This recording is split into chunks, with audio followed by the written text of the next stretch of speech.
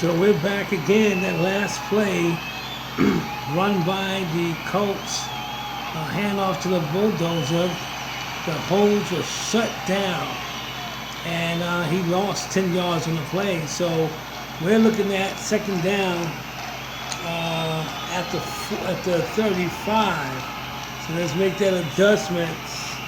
Line coach, field judge making the adjustment. Second down. We know it's second down. Okay, second down. Colts ball. Let's take it down to the field. Corey Johnson, the quarterback, calling signals. Split backfield.